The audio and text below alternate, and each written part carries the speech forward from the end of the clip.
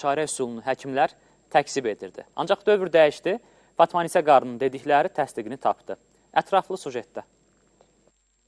Bax, dərman verdi. Az, bura gəl. O nədir?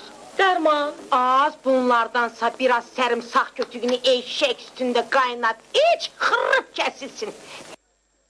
Yevlax rayonunun Varvara kəndində yaşayan Elməddin İskəndərov 5 ildir ki, bir çox xəstəliklərə dərman olan uzunqulaq südünün satışı ilə məşğuldur. O deyir ki, bu heyvan hər sağımında təxminən 50 qram süd verir. Südün 10 qramını isə 1 manata satır. Alıcıların arasında Yevlax sakinləri ilə yanaşı digər rayonlardan gələnlər də olur.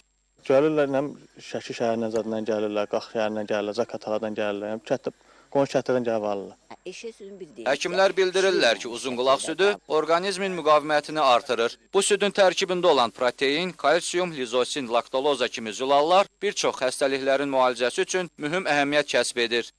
Dəri xəstəliklərində də eşək südünün istifadəsi çox məsləhətdir. Allergik xəstəliklərdə böyük rol oynayır. Bronxal asmada böyük rol oynayır eşək südü.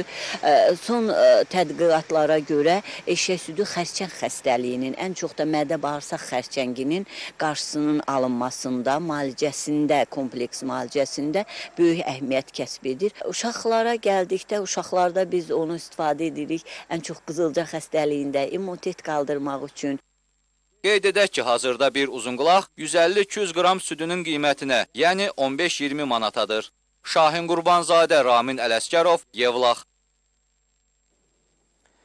Bölgə və paytaxt məktəblərində Kitab Dədə Qorqud dastanlarının təbliğatı sürətləndiriləcək. Prezident yanında Bilik Fondu Kitab Dədə